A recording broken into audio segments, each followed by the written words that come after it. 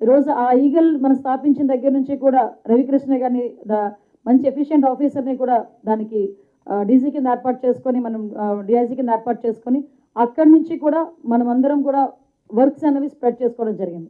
Eagle teams ఏర్పాటు చేసుకోవడం దగ్గర నుంచి ఈరోజు ఈగల్ టీం పరిస్థితి ఎలా ఉందంటే ఇందాక నేను మాట్లాడుతుంటే చెప్తున్నారు, అందులో ఉన్న ఒక కానిస్టేబుల్ కూడా ఈరోజు మాట్లాడాలి అనుకుంటే మొత్తం టీంలో వాళ్ళు ఏం పని చేస్తున్నారు మొత్తం అంతా కూడా ఒక మోటివేషన్ ఇవ్వడానికి ఒక 20 మినిట్స్ ఒక కానిస్టేబుల్ కూడా డైరెక్ట్గా మాట్లాడగలరు.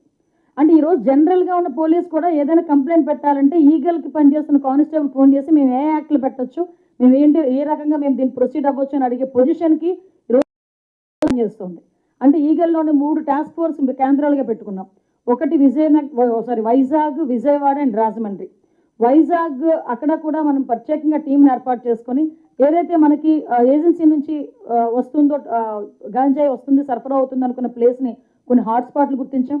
ఈ విషయం కూడా ఇక్కడ మీకు ఒక విషయం కూడా చెప్పాలి, మేము అధికారంలోకి వచ్చిన టాటికి ఇంచుమించు మల్టిపుల్ వేస్ ఉన్నాయి ఏజెన్సీ నుంచి కిందకు వచ్చే వేస్. కానీ ఎన్ని చెక్ పోస్టులు ఉన్నాయా అని ఆ రోజు అడిగితే 4 చెక్ పోస్టులు ఉన్నాయండి అన్నారు. ఆ 4 చెక్ పోస్టుల దగ్గర కనీసం సీసీ కెమెరాస్ ఉన్నాయా అంటే సీసీ కెమెరాస్ లేవండి అన్నారు.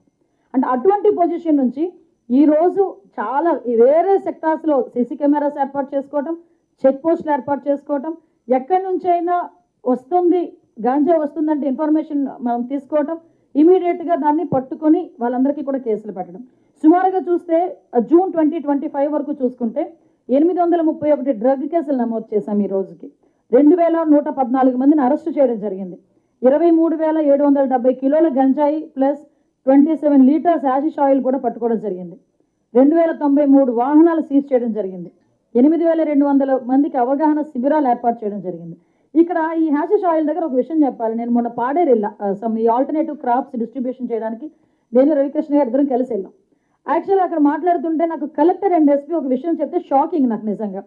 లాస్ట్ గవర్నమెంట్లో 2019 to 24 ఇన్ బిట్వీన్లో ఈ గాంజా పెంచడం ఒక ఎత్తు, గాంజాని సరఫరా చేయడం ఒక ఎత్తు అయితే ఏదో కుటీర పరిశ్రమలాగా స్మాల్ స్కేల్ ఇండస్ట్రీ లాగా ఈ గాంజా నుంచి ఈ హ్యాషిష్ ఆయిల్ ఏదైతే తయారు చేస్తారో ఆ మిషనరీస్ని ఇంట్లో పెట్టుకున్నారంట. ఇంట్లో పెట్టుకుని వాళ్ళే ప్రిపేర్ చేసి ఆ ఆయిల్ని కూడా సరఫరా చేసే పొజిషన్. ఎప్పుడైతే మనం ఈగల్ ఎస్టాబ్లిష్ చేసి ఈగల్ తాలూకా యాక్టివిటీస్ పెరిగినాయో అప్పటి నుంచి మొత్తం వాటన్నిటిని కూడా వాళ్ళు వదిలేసి వేరే వేరే రాష్ట్రాలకు కూడా తీసుకెళ్ళిపోయే పరిస్థితి. వాళ్ళు ఇక్కడ మనకు అటువంటి ఆపరేషన్స్ కూడా ఏమీ లేవు, జీరో ఆపరేషన్స్, అటువంటి ఆపరేషన్స్ అయితే జీరో. ఇది కూడా one of the best result.